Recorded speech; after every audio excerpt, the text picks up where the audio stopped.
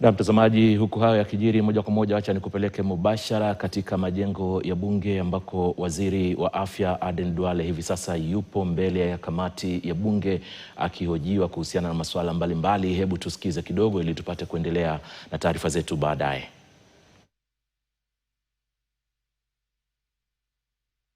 Wagazija community in Mombasa, which are 3,000 people or so, and have not yet been, although they were born in Kenya, they are not yet registered as people, and similar other situations, which means these people are denied services of SHA by the fact that they have not been registered as Kenyans, but also there are other normal Kenyans who, for one reason or another, have not been, they have no ID, and therefore cannot make SHA payments, and therefore, in case of an accident, or they appear in an hospital, they are not able to be taken care of. The final one is you have given for 3,000 cancer patients, but so far we are able to take care of only 3,000, meaning the variation of 40,000 is huge.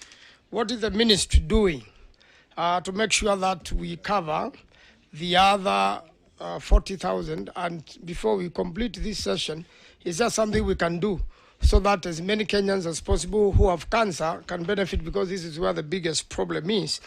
And finally, Waziri, sometimes there is no network in the hospitals. There's a week there was a lot of complaints. They came to the floor of the House.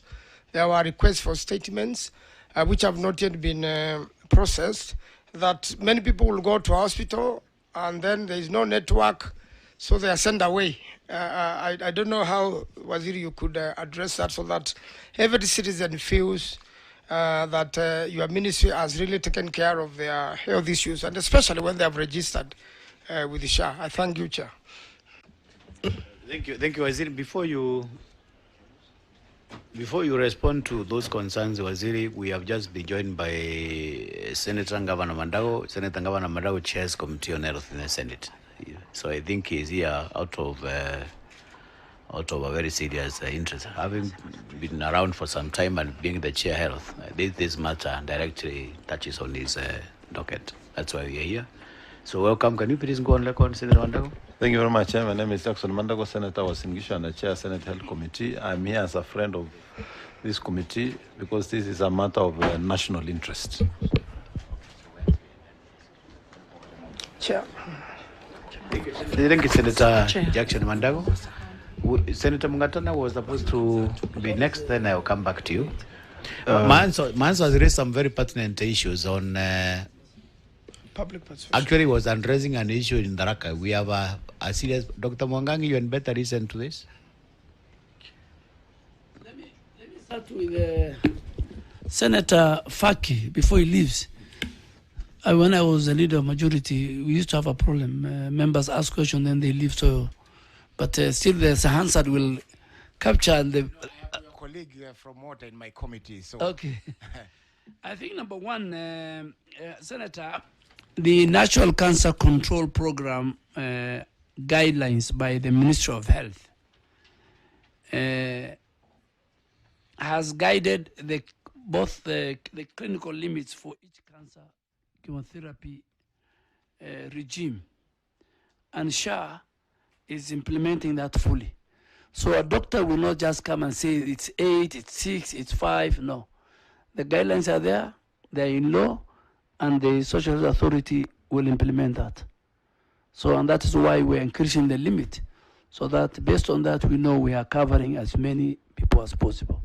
And I can tell you, Senator, that that pronouncement by His Excellency the President during the State of the Nation address in November last year, and what was happening that time and what's happening now is a world of difference.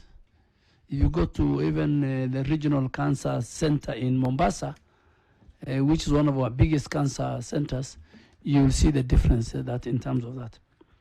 The second one is, and you know, if you look at Article 43 of the Constitution, which is for the attainment of the best health care for citizens, it cannot be achieved in one day or in 1 year or in 5 years. I mean, it talks about progressive realization under Article 43. If you look at 43.1, is a progressive. So we might be doing one, but I'm sure one day we'll reach where we cover all our cancer patients. In terms of settlement rate, let me be very, very clear. I can give the settlement rate generally of the whole country is about 84%. But for Mombasa is at 71%. So what people are saying out there, they are lying.